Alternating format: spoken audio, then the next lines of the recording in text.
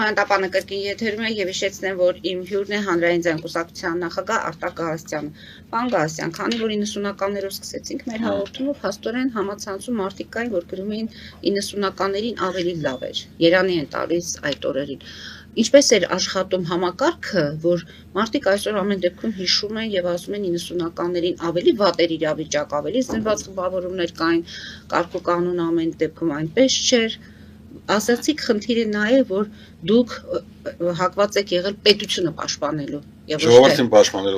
պաշտպանելու եւ ոչ թե պետություն ասելով հիմնականում նկատի ունեք իշխանությանը։ Նման հրանգավորում երբևիցե չենք ունեցել, ասեմ ավելին օբյեկտիվ լինենք, նաեւ Տեր-Պետրոսյանի կողմից նման խնդիր դրված չէ մեր առաջ։ Բայց կար նաեւ կարծիք, որ դաժան է վերաբերմունքը։ Վանո Սիրադեղյանի ստեղծած համակարգի եւ ձեռագիրը բավական դաժան է։ Վանո Սիրադեղյանի ամենաանընդունելի հանցագործությունները դա ապօրինի զենքներ առաջերտին, նույնիսկ որովիցե անցը գնացել է,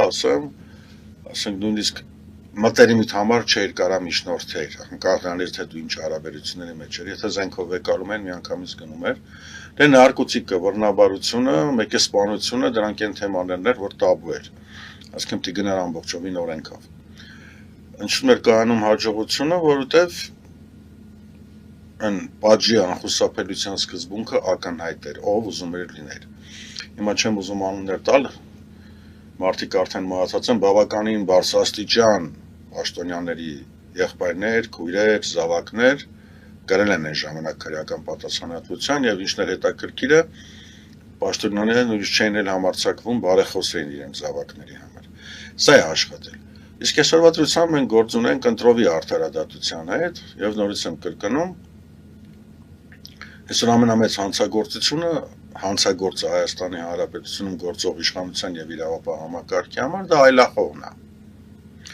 Ոչ թե նարկոմանն է, ոչ թե զինված խուլիգանն է,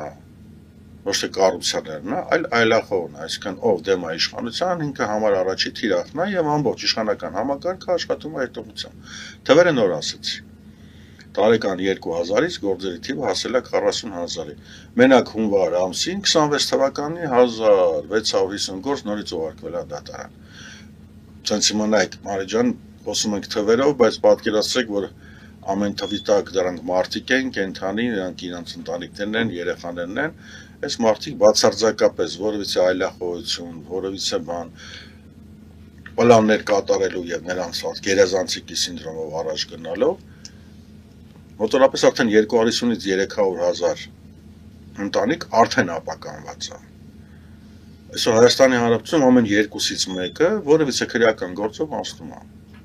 Հիմնականում մեղադրյալի կասկածալի կարգավիճակով։ Ասենք մոտորապես 250,000 հատ բռասլետներից են բերել, արդեն չկա, բաժանված է։ Այսինքն Հայաստանի Հանրապետությունում 2-ից 1-ը հանցագործ է ըստ Նիկոլ Փաշինյանի իշխանության։ Մենք ունենք, որ դուք ասում եք դրանք օբյեկտիվ են, թե չէ, հիմա բնականաբար օբյեկտիվ չեն կարող լինել, որովհետև ես չեմ կարող ընդունել, որ հայ ժողովրդի 50%-ը պոտենցիալ հանցագործ է։ Այն 50%-ն էլ հերթի մեջ է ընդհանրապես։